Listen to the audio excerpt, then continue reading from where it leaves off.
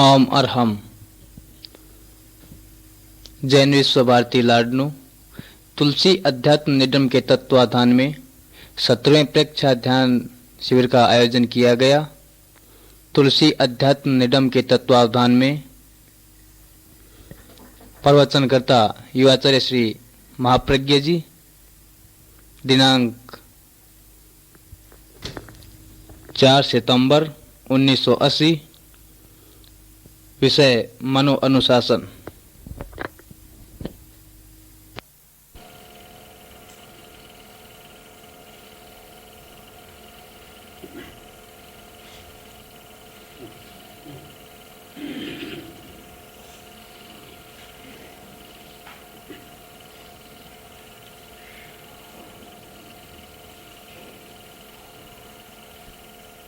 ज्योति पुंज गुरुदेव, ज्योति की साधना करने वाले साधक।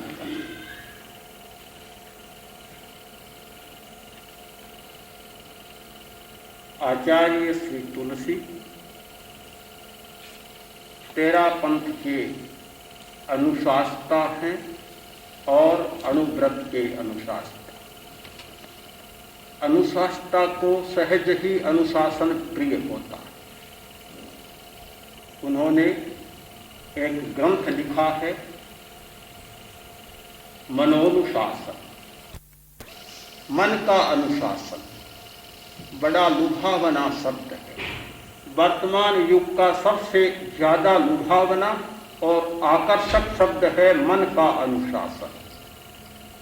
मन की समस्या जितनी आज जटिल है उतनी शायद पहले कभी नहीं रही है। पहले मन भी रहा है, समस्याएं भी रही है, पर मन की समस्या इतनी जटिल नहीं रही। आज के उद्योगवाद ने, आज की परिस्थितियों ने मनुष्य को इतना व्यस्त बना दिया। मानसिक उद्वेग, आवेग प्रबल मात्रा में पैदा हो गया। आज के इस संचार बहुल युग में मनुष्य इतना जानने लग गया, एक गांव की घटना सारा संसार जान जाता है। पहले कभी ऐसा होता था, एक गांव की घटना, एक घर में घटी घटना का पड़ोसी को भी पता नहीं चलता था। आज सारे संसार में बात फैल जाती है। इतने संचार के साधन बढ़ गए। मानसिक समस्याओं का बहुत बड़ा कारण एक यह भी बन गए। आज के युग ने मानसिक उलझनों के लिए जितनी उर्वरा तैयार की है उतनी उर्वरा पहले कभी तैयार नहीं थी। इस स्थिति में मन का अनुशासन यह शब्द बहुत आकर्षित करता है, हर व्यक्ति को अपनी ओर खींच लेता है।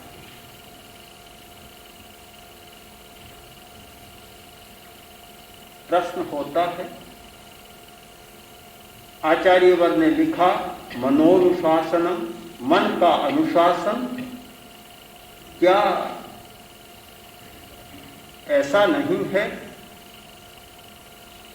कि खिचड़ी को बीच में से खाना शुरू कर रहे हैं? शिवाजी भावे के बारे में कहा जाता है कि जब वे हार गए, हारते चले जा रहे थे, तो एक बार परिवर्तित वेश में किसी बुढ़िया के घर पहुंचे, भोजन परोसा, अच्छा आतिथ्य किया। थाली में वही खिचड़ी थी, बहुत गर्म। शिवाजी ने सीधा बीच में हाथ डाला। बुढ़िया ने देखा हाथ जल रहा है, खा नहीं पा रहा है। बुढ़िया बोली कि लगता है कि तू भी शिवाजी जैसा ही। कैसे? तो सीधा बीच में हाथ डाल रहा है। जैसा शिवाजी कर रहा है इतना शक्तिशाली बादशाह सीधे बड़े नगरों पर आक्रमण कर रहा है, छोटे छोटे गांवों को, कस्बों को जीत कर शक्ति संचय नहीं करता, सीधा बीच में प्रहार करता है। तो भी लगता है कि वैसा ही है। एक बहुत बड़ा बोध पाठ मिल गया। खिचड़ी एक किनारे से खानी शुरू की, ठंडी होती गई, खाते गए, पूरा काम बन गया। मुझे लगता है कि यह मनोनुशासन, क्या खिचड़ी को, गरम गरम खिचड़ी को बीच में से खाने का ही तो प्रयत्न नहीं है। मन का अनुशासन कैसे होगा? आज तक दुनिया में कोई व्यक्ति क्या मन को पकड़ सका है? सीधा जिसने मन को पकड़ने का प्रयत्न किया, या तो वह पकड़ ही नहीं सका, और पकड़ सका है तो अटक गया है, उलझ गया है। उससे पहले खिचड़ी को ठंडा करने की जरूरत है और किनारे से खाना शुरू करने की जरूरत है। इस ग्रंथ का नाम होना चाहिए था मेरी दृष्टि में इच्छा अनुशासन,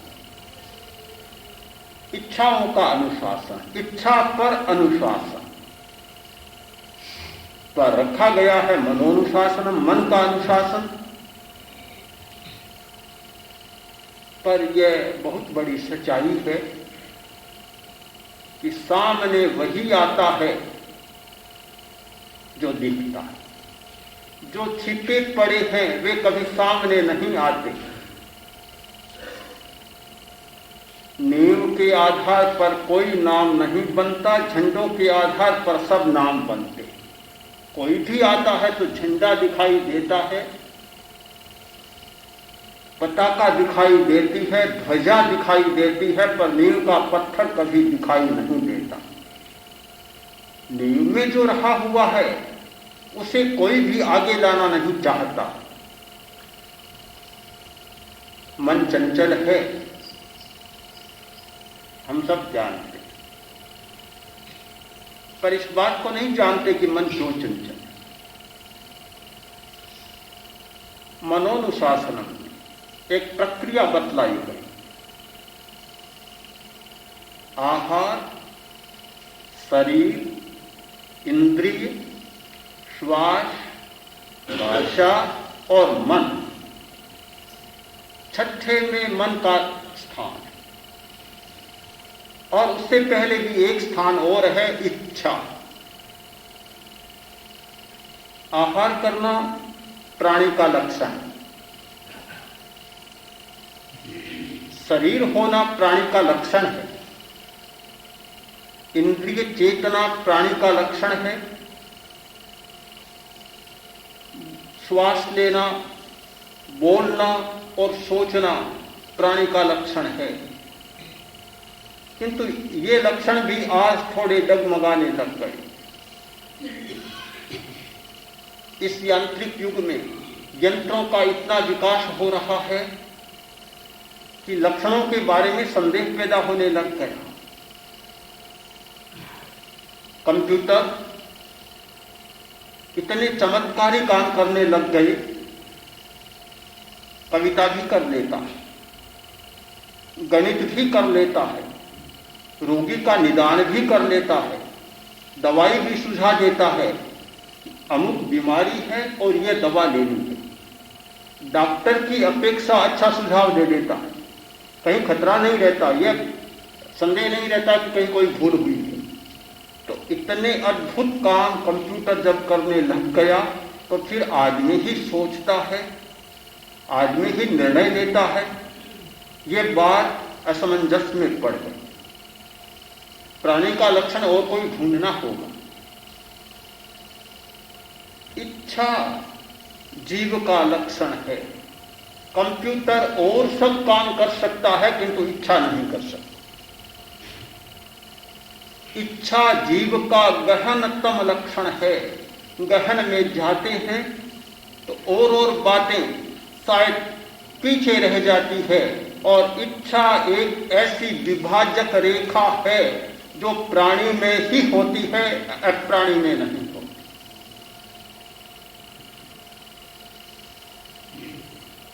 सोचना दिमाग का काम है। यदि तो कंप्यूटर, वह कंप्यूटर मनुष्य के द्वारा बनाया गया है और यह कंप्यूटर इस शरीर में प्राकृतिक प्रदत्त है तो कंप्यूटर आखिर और मस्तिष्क क्या है? सोचता, बोलने का केंद्र भी हमारे मस्तिष्क में, श्वास का केंद्र हमारे पीछे है। ये सारे हैं, ये इस शरीर के साथ चलने वाले हैं, किंतु इच्छा इस शरीर के साथ चलने वाला तंत्र नहीं है। बहुत गहरे में जाने पर उसका पता चलता है। वह है अविरति।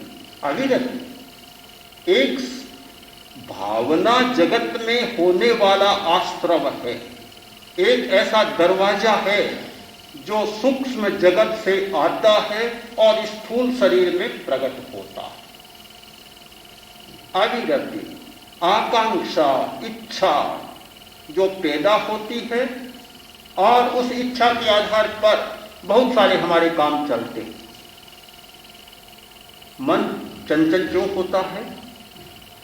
इच्छा के द्वारा।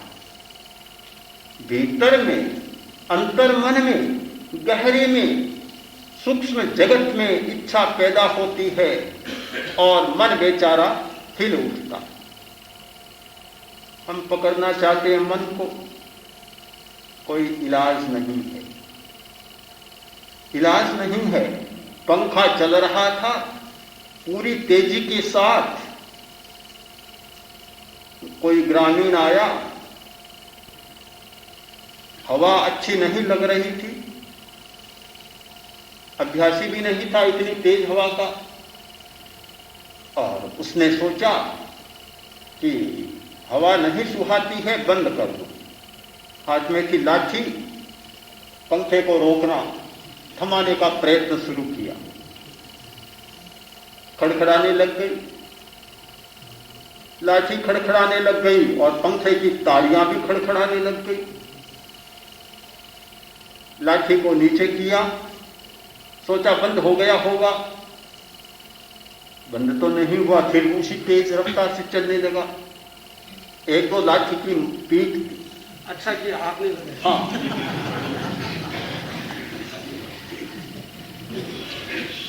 हाथ लगाता तो हाथ चला जाता, पीटा तो भी बंद नहीं हुआ। बहुत बीच में दिया तो लाठी भी चूर हो गई। उसने सोचा रे बड़ा जिद्दी है, ये तो बंद ही नहीं होता। शायद हम लोग भी ऐसा ही तो नहीं कर रहे हैं कि जो पंखा चल रहा है उसे बंद करना चाहते हैं, स्विच को ऑफ करना नहीं चाहते। जहां से पंखा चल रहा है, जिस प्रेरणा से पंखा चल रहा है, उसे रोकना नहीं चाहते। जहां से बिजली आ रही है, जहां स्विच ऑन किया हुआ है, वहां से पंखा चल रहा है। ये तालियां तो नहीं चल रही अपने आप में, तालियां तो उस प्रेरणा से चल रही है। हम कहते हैं कि पंखा बड़ा धूर्त है, बड़ा चंचल है, मानता ही नहीं, बंद भी नहीं होता। कैसे होगा? ठीक यही व्यवहार उस ग्रामीण की भांति हम मन के साथ करते जा रहे हैं। सीधा मन को रोकने का प्रयत्न करते हैं, लाठी दिखाते हैं, हाथ बीच में नहीं देते तो हाथ भी कटने का शायद मौका आ जाए।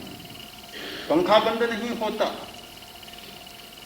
ये मन का पंखा तब बंद होगा बटन को दबाया जाए। जहां से गति आ रही है, जहां से वेग आ रहा है, उस वेग को बंद किया जाए। वह वेग है इच्छा का वेग। इच्छा की विद्युत के आवेश आते हैं, उसकी लहरियां आती हैं, करंट आता है और मन बेचारा घूमने लग जाता है। हमें इच्छा दिखाई नहीं देती, वह विद्युत का आवेश दिखाई नहीं देता। हमें इस पंखे की ताड़ियां दिखाई देती हैं और हम ताड़ियों के साथ ही लड़ने लग जाते हैं। परिणाम कुछ भी नहीं होता, आप लड़ते चले जाए।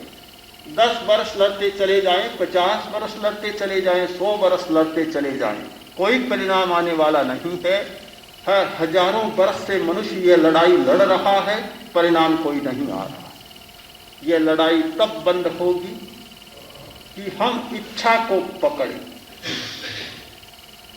इच्छा है, अविरति है तो प्रमाद भी होगा, इच्छा है तो कसाय भी होगा, और इच्छा है तो योग भी होगा, चंचलता भी होगी। हम चंचलता को नहीं मिटा सकते, हम क्रोध आदि के आवेगों को, कसाय को नहीं मिटा सकते, हम प्रमाद को नहीं मिटा सकते जब तक कि अविरति के स्रोत को नहीं पकड़ लेते हैं, इच्छा को नहीं पकड़ लेते।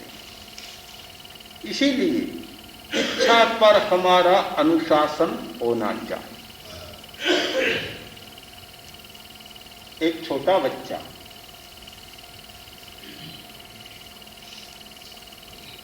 बदमाशी कर रहा है, किसी का कपड़ा फेंक रहा है, किसी का रुमाल उछाल रहा है, किसी की पुस्तक को फेंक रहा है। तो उसने पूछा, तुम क्यों करते हो ऐसा? मेरी इच्छा, तुम कौन करने वाले? सारी दुनिया में इससे बड़ा कोई उत्तर नहीं है। हर बात के लिए एक उत्तर दिया जाता है कि तुम ये क्यों करते हो? मेरी इच्छा। आदमी सड़क पर आकर बैठ गया, अरे सड़क के बीच में क्यों बैठे? आम रास्ता है, कोई मोटर कार आएगी, बस आएगी, ट्रक आएगा, आदमी आएंगे, बीच में आकर क्यों बैठे? कि मेरी इच्छा, तुम कौन करने वाले होते? हर बात के पीछे यदि सबसे ज्यादा व्यापक कोई उत्तर हो सकता है तो मेरी इच्छा। बीमार है, पत्नी कहती है पति को कि डॉक्टर ने, वैद्य ने मनाही की है कि यह नहीं खाना है। पुराने जमाने में वैद्य लोग मनाही करते थे कि नहीं खाना है, आजकल डॉक्टर भी बहुत मनाही करने लग गए। घी नहीं खाना है, नमक नहीं खाना है, पापड़ नहीं खाना है, मनाही करने लग गए डॉक्टर भी। अब तो पत्नी ने कहा कि डॉक्टर ने मनाही की है और इतना नमक क्यों खाते हो? कि तुम कौन कहने वाली हो? मेरी इच्छा है। कौन डॉक्टर होता है, कौन तुम होती हो? मेरी इच्छा है। अब इससे अभी कोई उत्तर ही नहीं दुनिया में। सबसे बड़ा उत्तर है जिसके सामने सब अनुत्तर हो जाते हैं, कोई उत्तर शेष नहीं होता। जब आदमी कह दे मेरी इच्छा, तो फिर उसका क्या इलाज हो सकता है? इच्छा तो है, आओ सड़क पर आकर बैठ गया, किंतु जब मोटर कार आती है, नीचे कुचल जाता है, तब फिर इच्छा पूरी हो जाती, फिर इच्छा चलती नहीं। मनुष्य ने अनुभव किया कि इच्छा सार्वभौम नहीं है, देश कालातीत नहीं है, हर जगह इच्छा को चलाया नहीं जा सकता। इस सच्चाई का अनुभव किया, तब उसने इच्छा पर अनुशासन करना सीखा कि जो भी इच्छा उठे, जो भी तरंग उठे, जो भी विकल्प उठे, उसे सब जगह लागू करना ठीक नहीं, उस पर हमारा नियंत्रण भी होना चाहिए, अनुशासन भी होना चाहिए। तो समाज में एक सूत्र आया, इच्छा का परिष्कार। इच्छा का परिष्कार करना चाहिए। इच्छा तो बहुत अपरिष्कृत होती है, बहुत आदिम युग की इच्छाएं होती है। अगर इच्छा के अनुसार आदमी चलता चले तो हमारा समाज, ये पूरा समाज एक आदिवासियों का समाज बन जाए। मन में इच्छा जाग सकती है, कोई आदमी किसी को मार सकता है, काट सकता है, किसी का धन लूट सकता है, किसी के घर पर कब्जा कर सकता है। अगर पूछे कोई न्यायाधीश तुमने ऐसा क्यों किया? कि मेरी इच्छा, तुम कौन कहने वाले? सारी समाज की व्यवस्था गड़बड़ा जाए। तो समाज ने इच्छा का परिष्कार करना सीखा कि सब इच्छाएं मान्य नहीं होती, इच्छा का परिष्कार होना चाहिए, शोधन होना चाहिए। वही इच्छा मान्य हो सकती है जो दूसरे की इच्छा में बाधक न बने और दूसरे को क्षति न पहुंचाए, चोट न पहुंचाए।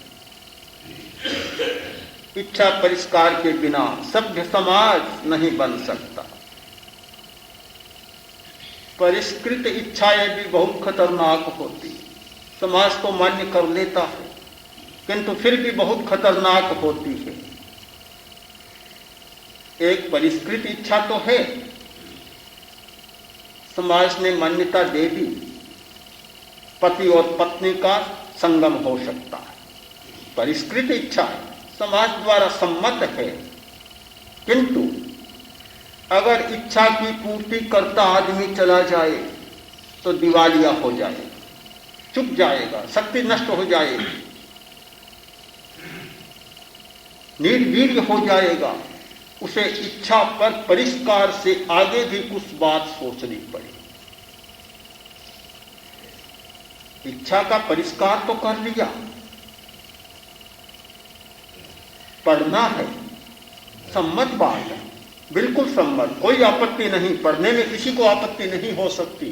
किंतु 24 घंटा पढ़ता ही चला जाए पुस्तक, आंखें खराब होगी, दिमाग खराब हो जाएगा।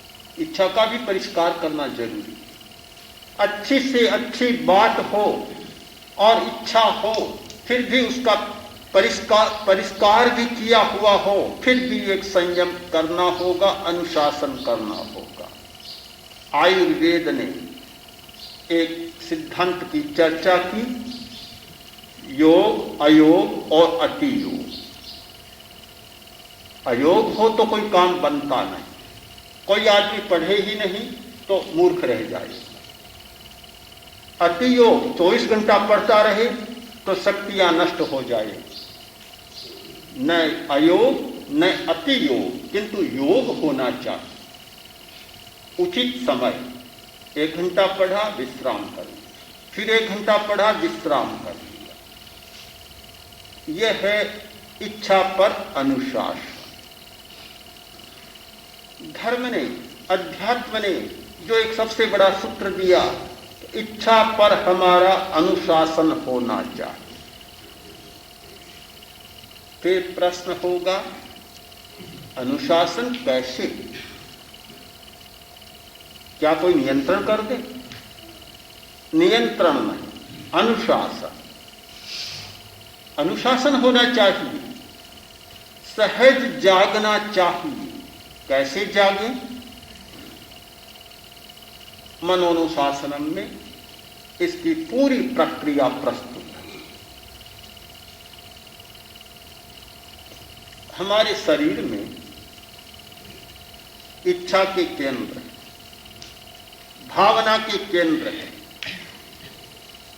हर वृत्ति के केंद्र हमारे शरीर में विद्यमान है।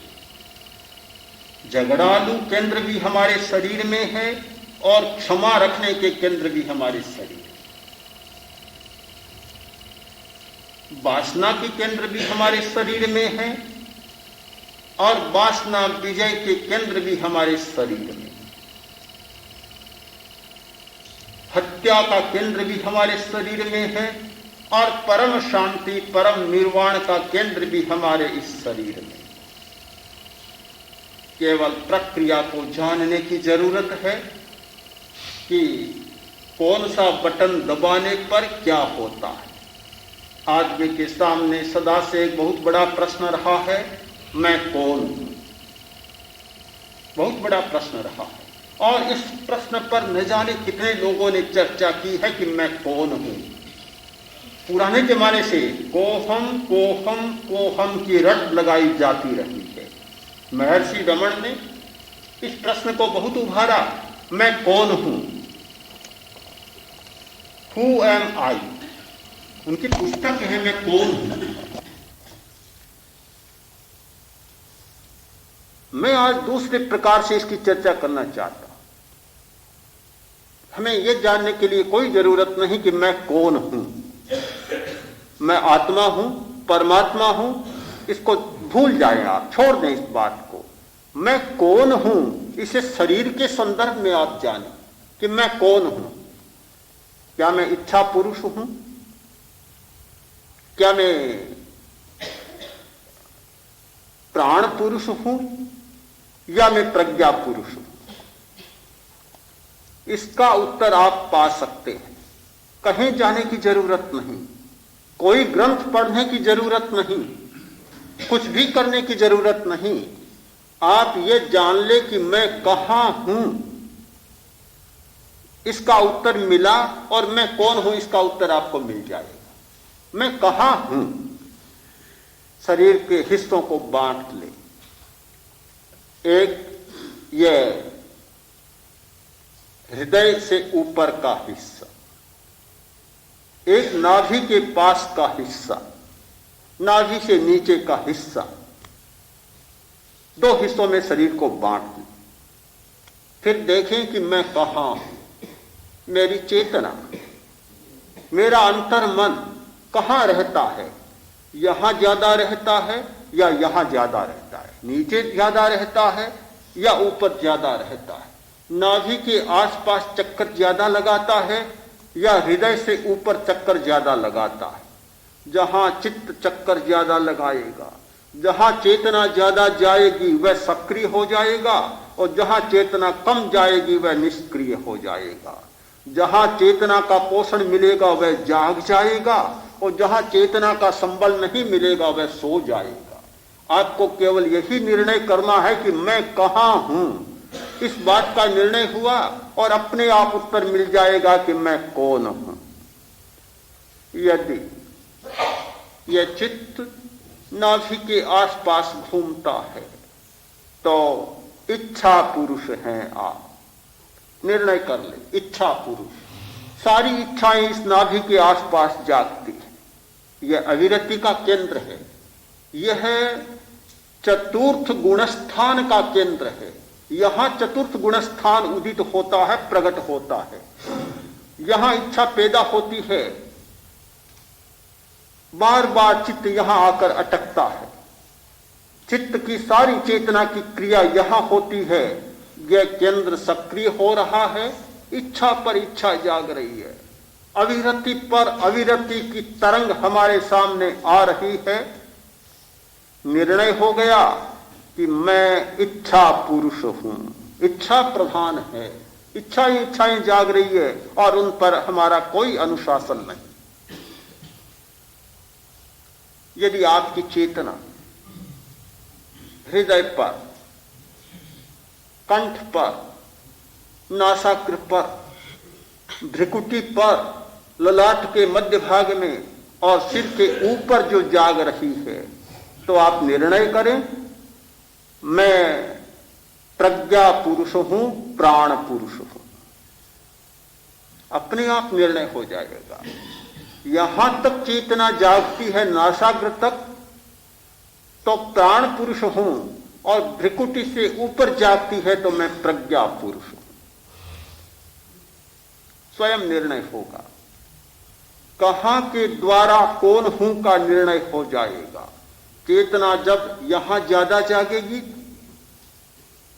ये केंद्र सक्रिय हो जाएंगे, यहां की चेतना सक्रिय होगी और नीचे की चेतना सो जाएगी, वे केंद्र निष्क्रिय बन जाएंगे। फिर इच्छा पर अपने आप अनुशासन स्थापित हो जाएगा। सबसे बड़ी बात है नियंत्रण के केंद्रों का बोध होना। एक महिला मोटर कार में बैठी तेज दौड़ी जा रही थी। सामने से पुलिस की गाड़ी आई, रोकने का प्रयत्न किया कि इतनी तेज रफ्तार से गाड़ी चलाना मना है शहर में, कैसे दौड़ी जा रही हो। बोली नियंत्रण केंद्र मेरे बस में नहीं रहा, हाथ में नहीं रहा। पुलिस ने कहा कि वहां ब्रेक लगाओ। वो बोली कि मैं समझ नहीं पा रही हूं कि कहां नियंत्रण केंद्र है, समझ नहीं पा रही हूं। कहती कहती चली, आगे बड़ा वृक्ष आया, मोटर टकराई, मोटर समाप्त और चालिका भी समाप्त। जब नियंत्रण केंद्र छूट जाता है तो फिर समाप्त होने में किसी को कोई देर नहीं लगती। तभी तक गाड़ी चलती है हमारे जीवन की जब ब्रेक की शक्ति हमारी ठीक बनी रहे, नियंत्रण केंद्र पर हमारा हाथ टिका रहे। वह जब हाथ से छूट जाता है फिर तो खतरा खतरा और खतरा ही सामने दिखाई देता है। हमारे शरीर में बहुत बड़े नियंत्रण केंद्र हैं। मस्तिष्क सबको नियंत्रित करता है। हमारा ये नाड़ी संस्थान, रीढ़ की हड्डी, सुषुम्ना का संस्थान बहुत कुछ बातों को नियंत्रित करता है। जिस व्यक्ति ने इस सुषुम्ना में चित्त की यात्रा को समझ लिया, जिस व्यक्ति ने मस्तिष्क में यात्रा करना समझ लिया, या शरीर के आगे, पीछे, दाएं, बाएं और ऊपर 5 भागों में यात्रा करना समझ लिया, उसने बहुत कुछ रहस्य समझ लिए।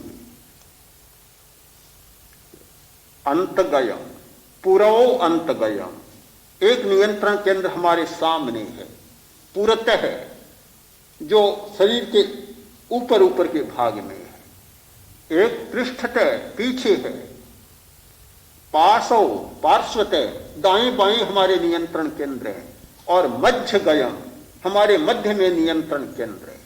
हम 5 स्थानों पर शरीर को पारदर्शी बना सकते हैं। एक मैग्नेटिक फील्ड्स तैयार कर सकते हैं। हमारा शरीर पूरा चुंबकीय क्षेत्र है, पूरा चुंबकीय बन सकता है और 5 स्थानों में बन सकता है। आगे भी बन सकता है, पीछे भी बन सकता है, दाएं बाएं बन सकता है और सिर पर बन सकता है, मध्य में बन सकता है। जब यह पूरा चुंबकीय बन जाता है तो अतीन्द्रिय चेतना पैदा होती है, अवधिक ज्ञान पैदा होता है। अवधिक ज्ञान के 5 प्रकार बनते हैं। आगे का अवधिक ज्ञान, पीछे का अवधिक ज्ञान, दाएं भाग का अवधिक ज्ञान, बाएं भाग का अवधिक ज्ञान और सिर पर का यानी मध्य भाग का अवधिक ज्ञान। अंतगयम, पुरो अंतगयम, मग्गौ अंतगयम, पाशौ अंतगयम और मध्यगयम।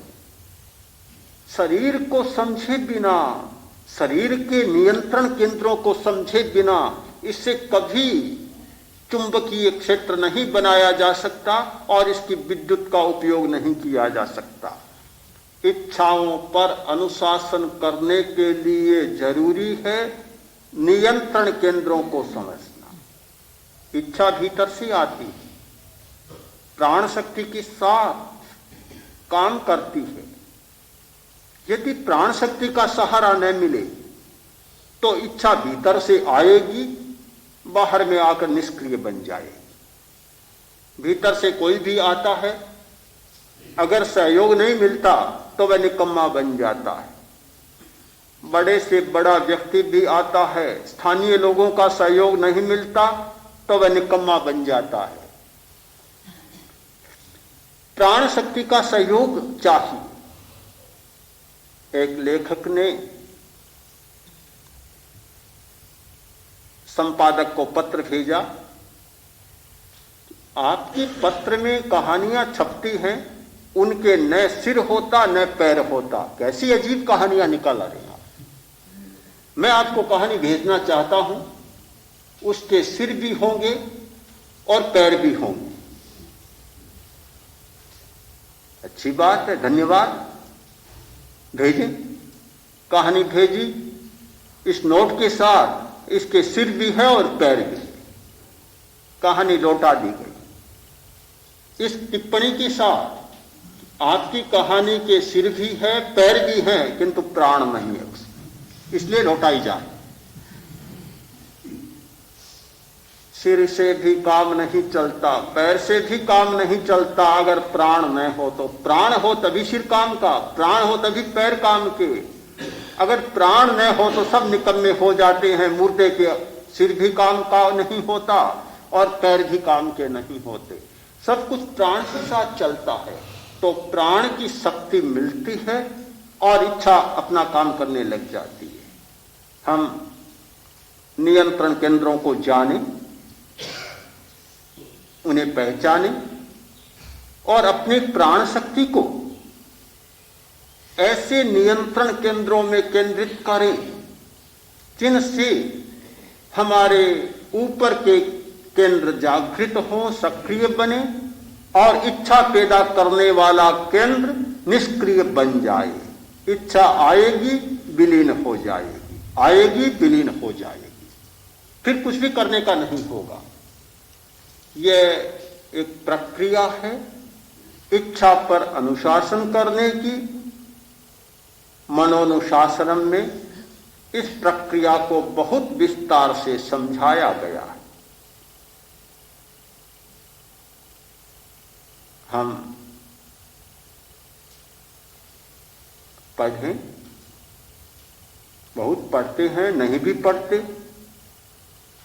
बहुत पढ़ना भी जरूरी नहीं है और न पढ़ना भी, बिल्कुल न पढ़ना भी अच्छा नहीं है। किंतु सबसे पहले अपने आप को जान सकें उसे जरूर पढ़ें। जब अपने आप को भी नहीं जान पाते तो फिर पढ़ने का अर्थ क्या होगा? विश्वास है कि हम गुरु को जान लेते हैं, हम आचार्य तुलसी को जानते हैं, फिर उनकी एक रचना मनोनुशासनम को जानने की जरूरत क्या है? पर कभी कभी हमारा भ्रम भी हो जाता है कि हम जो जानने की बात करते हैं शायद नहीं जान पाते, और कोई ऐसा माध्यम बनता है कि उसके माध्यम से व्यक्ति को ज्यादा जान पाते हैं।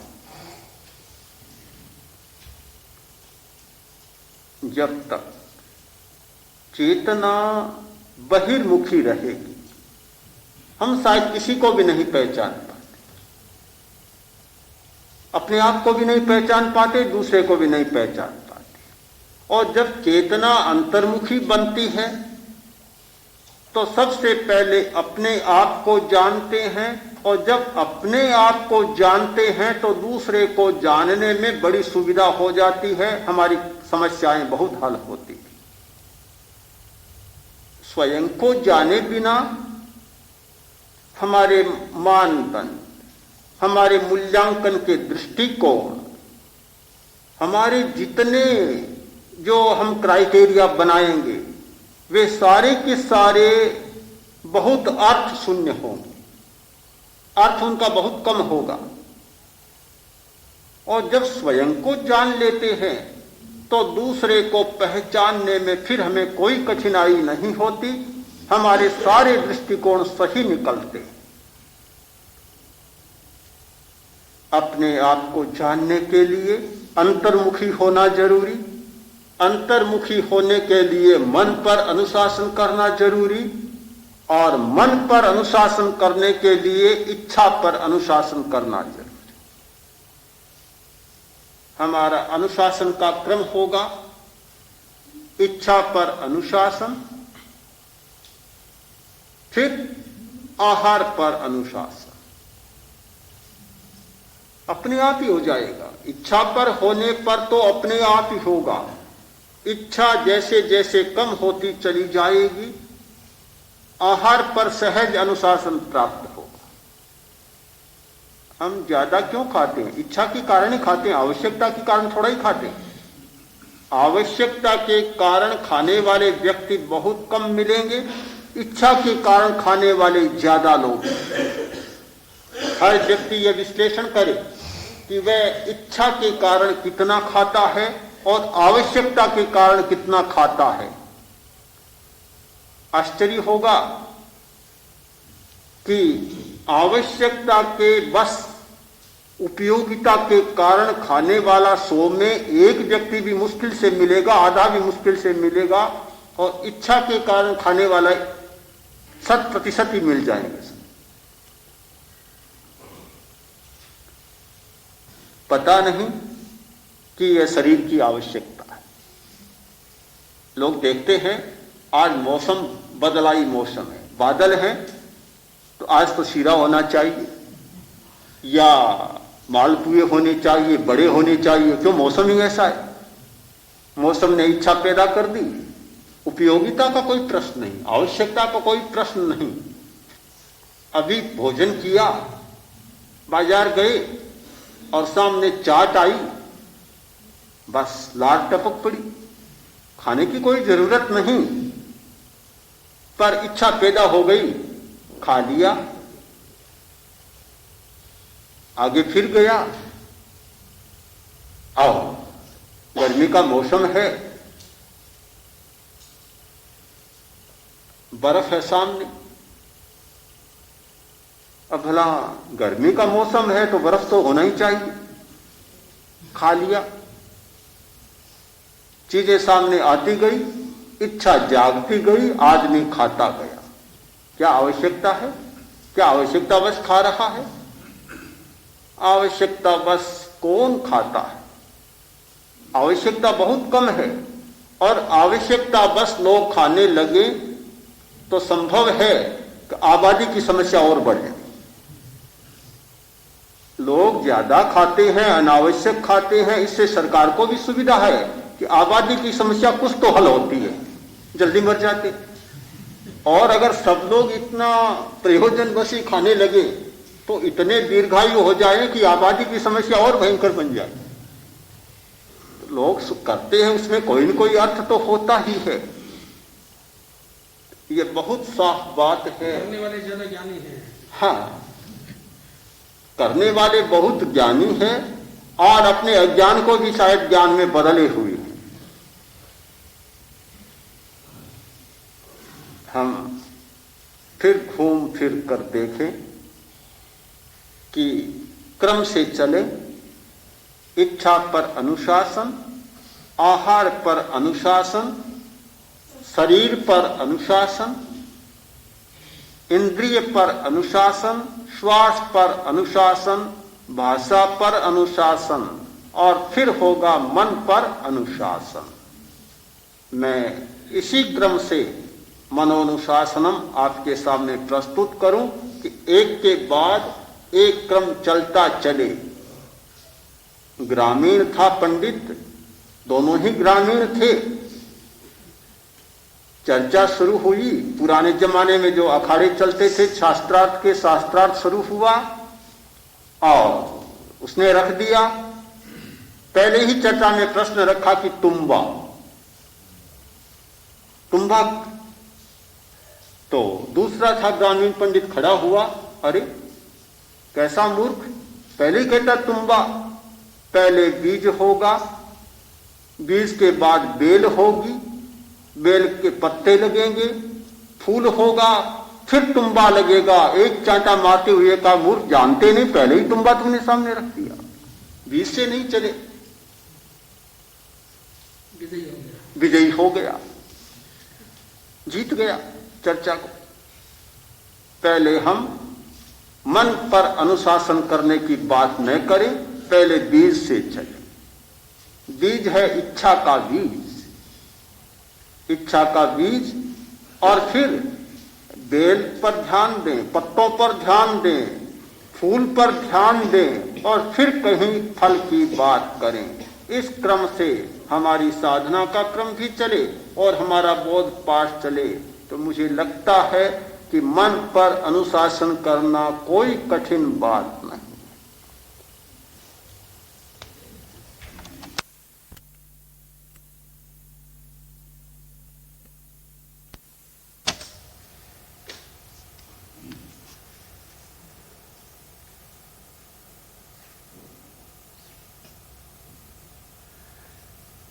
प्रज्ञा प्रदीप में फ्रेक्सा साधना के साधकगण, आज पहला ही दिन है। प्रथम दिन में हमने आदि से अंत तक यात्रा कर ली। पहले अंत चले, फिर आदि में आ गए। मनोनुशासन का पाठ प्रारंभ किया, फिर इच्छा पर चले। पूरी यात्रा हमने कर ली। उसके बाद में हम एक एक यात्रा करेंगे। मनोनुशासन नाम निर्मित हुआ, वह निष्कर्ष की भाषा में हुआ है। आखिर हम इस क्रिया से निष्कर्ष क्या निकालना चाहते हैं? हमारा निष्कर्ष होगा मनोनुशासन, मन पर अनुशासन हो।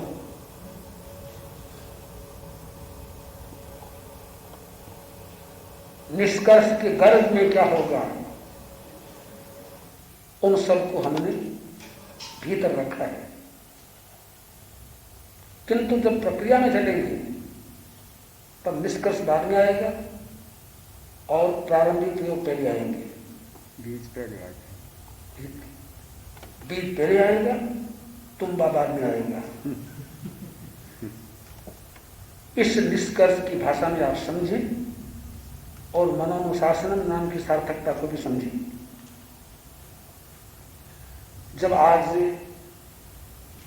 इच्छाओं का प्रश्न चला, इच्छाओं पर अनुशासन होना चाहिए, बहुत अच्छी बात है। किंतु अनुशासन हम करने चले, एक विभीषिका हमारे सामने आके खड़ी हो जाती है और वह विभीषिका भी छोटी बड़ी नहीं, आगमोक्त विभीषिका, इच्छाहु आकाश समानंतिया। इच्छा तो आकाश की माफी अनंत है, बड़ी विभीषिका है। कोई व्यक्ति, बामन व्यक्ति अपने भुजाओं को फैला के आकाश का पार पाना चाहे, संभव हो सकता है क्या? अनंत इच्छाओं को हम कैसे नियंत्रित करें, कैसे अनुशासित करें? बड़ा प्रश्न मेरे सामने आ गया, हम उलझ गए। हम तो ऐसी बात में हाथ नहीं डालेंगे जो काम हम न कर सकें। आकाश को माप नहीं सकें तो इच्छाओं पर अनुशासन कैसे कर सकेंगे?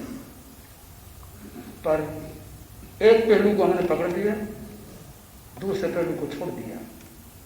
इच्छा आकाश की तरह अनंत है तो निरोधक शक्ति भी हमें आकाश की तरह अनंत है।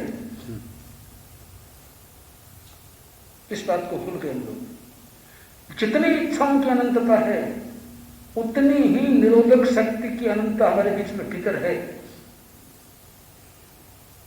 एक को हम समझे, दूसरी को नहीं समझे। अधूरी समझ जो हमारी है यही हमको भटका रही है। अब कोई झगड़ा ही नहीं, कितनी सेनाएं समक्ष आए, कितना ही घोर युद्ध छिड़ जाए, जब भीतर में असीम शक्ति भरी पड़ी है, क्या होगा? रावण की बहुरूपणी विद्या करेगी क्या? जब लक्ष्मण के राम के तीव्र तेज बाण चलेंगे, बहुरूपणी कहां टिकेगी? हमारी असीम शक्ति का जब हम प्रयोग करेंगे, इच्छाएं नियंत्रित हो जाएंगी। तो सबसे पहले इस विभीषिका को हम छोड़े, भूलें। अनंत से अनंत शक्ति वाली गलतियों को, क्षतियों को, दोषों को हम काबू में कर सकेंगे। यह धारणा अगर हमारी हो गई तो फिर कोई कमी रही नहीं। इसीलिए हमारे तीर्थंकरों ने सबसे पहले बल दिया कि तुम्हारी सम्यक तो शुद्ध होनी चाहिए, आस्था सही होनी चाहिए, तुम्हारा दृष्टिकोण सही होना चाहिए। अगर दृष्टिकोण में कोई गड़बड़ी है, आस्था में गड़बड़ी है, तो तुम चल नहीं सकोगे। सही रूप में समझ लो कि इच्छाओं पर तुम अपनी इच्छाओं पर अंकुश लगा सकोगे। जिसमें संकल्प शक्ति प्रबल है वह अपनी इच्छाओं पर संयम कर सकेगा, नियंत्रण कर सकेगा, अंकुश लगा सकेगा। एक ही बीमारी के 100 बीमार है, सब बीमार परेशान है, एक बीमार शांत है। बाकी के बीमार रात भर बेचैन है और एक बीमार बिल्कुल शांत है और सवेरे स्वस्थ हो जाता है। कारण क्या है? बात सही है, कहानी नहीं, घटना है। किस शक्ति ने काम किया? अब यदि मेवाड़ से कुछ भाई आए, उन्होंने मुझे एक घटना सुनाई। एक जगह हलवाई ने रबड़ी बनाई, ग्राहक बहुत थे, बहुत बड़े पात्र में रबड़ी बनाई। रबड़ी बनाई तो उसके ग्राहक बहुत थे, सैकड़ों व्यक्ति ने रबड़ी को खरीदा, ले गए। लोगों ने भावना भरी, हमारे 7 दिन में घेर लिया पात्र में। जिस किसी व्यक्ति ने रबड़ी खाई, मीठी लगी, बीमार पड़ गई। बीमार क्या? दस्ते, उल्टियां, बेहोशी, भयंकर छा गया। डॉक्टर महंगे हो गए, दवाइयां महंगी हो गई, ग्लूकोज की शीशियां बड़ी भारी मुश्किल से मिली। 50 व्यक्तियों के ग्लूकोज चले, 10 नंबर दस्ते, उल्टियां पर उल्टियां। अब हमारी शादियां क्या करती, कहां से ग्लूकोज आई रात को, डॉक्टर कहां से आई, उपचार कहां से हो? तो लोगों ने कहा कि साहब जी ने कहा कि हम कुछ नहीं करेंगे, रात भर अत्यंत शांति से रहेंगे, भिक्षु स्वामी का जाप करेंगे, अपने संकल्प शक्ति को काम में लेंगे। कोई उपचार नहीं, सवेरे तक स्वास्थ्य स्वस्थ हो गई। उपचार करने वाले अब तक ये स्वस्थ है, जांच की गई, बात क्या है? सबने कहा कि एक ही चीज खाने से सबकी बीमारियां हुई है, कोई कारण तो होना चाहिए। तलाश की गई तो बात मिली ये कि रबड़ी बनाई गई, एक छिपकली अंदर गिर गई, छिपकली, रबड़ी में रंग गई वही, बड़ा अनिष्ट हो गया, जहर हो गया, और जहर से मरते मरते लोग बचे। ये घटना अभी की तत्काल की घटना है, और समय तो आमेट की घटना है ये बात है। अब आप समझिए संकल्प शक्ति ने कितना काम किया। ये संकल्प शक्ति किसमें नहीं है तो सब में। उपयोग कौन कर सकता है? जो व्यक्ति अपनी संकल्प शक्ति को समझ के उपयोग कर सकता है उसी का बढ़ाव हो सकता है। इसलिए इच्छाएं सब में है, इच्छाओं की निरोधक शक्ति भी सब में है। दोनों को तुलनात्मक अध्ययन करें, आगे चलें तो कोई कारण नहीं है हम अपनी इच्छाओं पर नियंत्रण नहीं कर सकेंगे। अगर ये श्रद्धा मेरे पेट की जम गई तो फिर मैं मानता हूं इच्छाओं का नियंत्रण करते करते और सीधी तरह से चलते चलते मंजिल पर पहुंच जाएंगे। मनोनुशासन, इस नाम को हम सार्थक बना देंगे। इसी क्रम से आज चले हैं। मेरा ख्याल है कि हम उत्तरोत्तर सीढ़ियों पर चलते चलते मंजिल तक पहुंचेंगे, इसी भावना के साथ।